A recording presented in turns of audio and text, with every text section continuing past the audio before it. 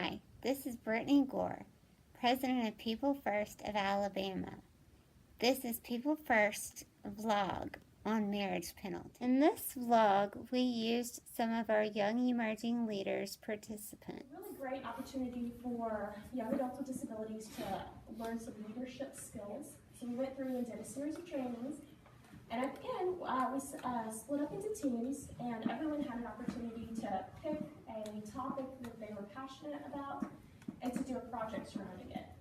And this incredible group chose to do a project surrounding the disability marriage penalty.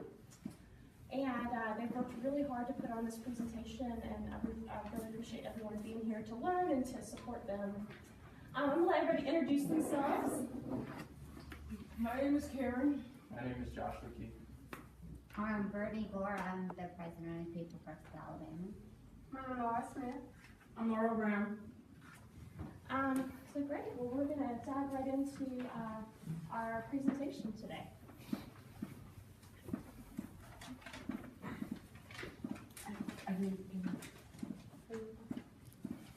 The Empire of Mirrors. Mirrors is the tradition of most American bells within in Puerto. Normal rite of passage, meaning American president is step into adulthood. Purpose, medical security, 100% of person and also, people with disabilities have the same motor rights as people without disabilities. People with disabilities, over the years, people with disabilities have access to more rights, such as the right to vote, the right to a good education, the right to employment. Although people with disabilities have the right to get married, but the disability marriage penalty makes it difficult. What is the disability marriage penalty? People who receive Social Security benefits face reducing or losing vital benefits if they lose to get married. Social Security benefits include Social Security income and Medicaid, SSBI and Medicare, childhood disability benefits, which is Medicare.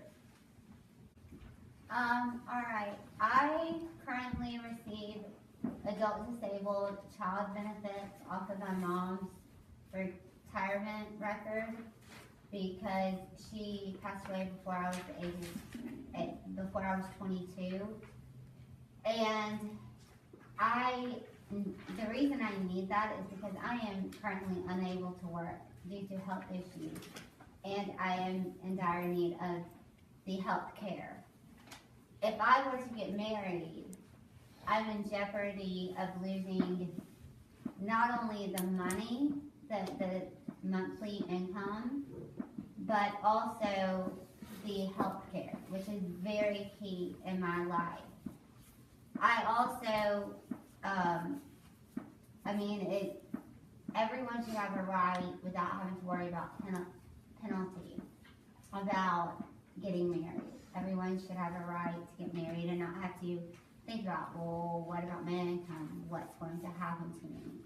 I need that security of health care because of my health. And so that's my take on how it would affect me personally.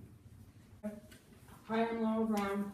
I work at the cafeteria at Sanford 25 hours a week, which is not enough for me to live on. I also get $435 in Social Security money a month. I use that money to pay for rent, gas, and general spending money.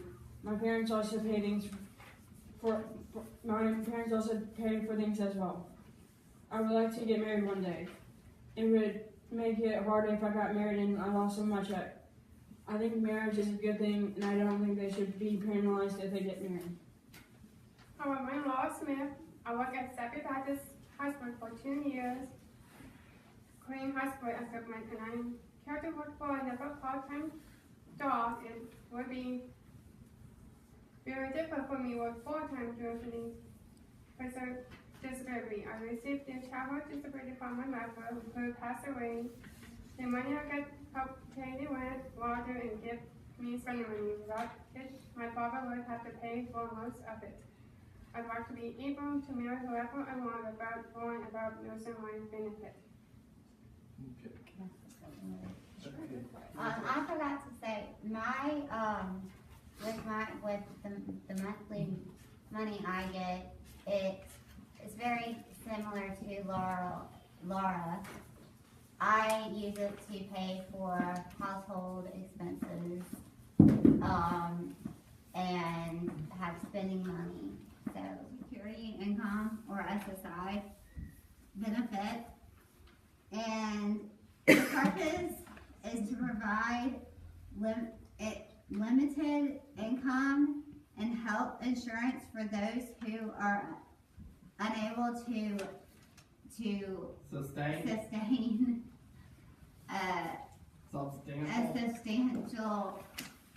a substantial work income. And the eligibility, it can be blind, disabled, and elderly with little to no income. And it's definitely based on your income. And if your spouse has income, it affects eligibility. It's deemed spousal income. What goes with this is also Medicaid is also within this. SSI is also, you'll hear the term interchanged. And as Medicaid. Medicaid offers health insurance and it offers waivers, multiple waivers. And these waivers provide services that individuals need to be able to live at home and in the community. If they were to get married, they are at a very high risk of losing their waiver benefits, which the benefits could be personal care, it could be, there's tons of waivers. But if you get married, you are at risk of losing your waiver benefits. So it's not just the money with people of SSI, it's also the services. Supported employment is another big example. 2 people receiving SSI married, if 2 people that are getting SSI, both of them are getting SSI. SSI is reduced from $7,733 each to $1,066 together. Total savings and resources allowed for a couple is reduced from $2,000 individually to $3,000 together. With someone with SSI marry someone without a disability or without benefits, the spouse's income would go towards how much of their benefits they lose, how much money they lose, what services they lose, whether they lose their waiver.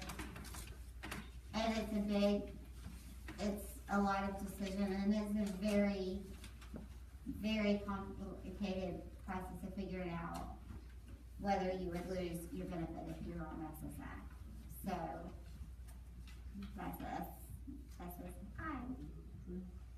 Social Security Disability Insurance, also known as SSDI, it's based on your own work record. It's not income-based. Marriage does not affect this benefit. And it's also with Medicare, which is better than Medicaid. Based on parents' work records, once parent is deceased or retired, if child marries someone who does not receive benefits, then they lose their benefits. But if a child marries someone who receives benefits, they can keep their benefits. Thanks for watching our vlog on marriage penalty from People First of Alabama.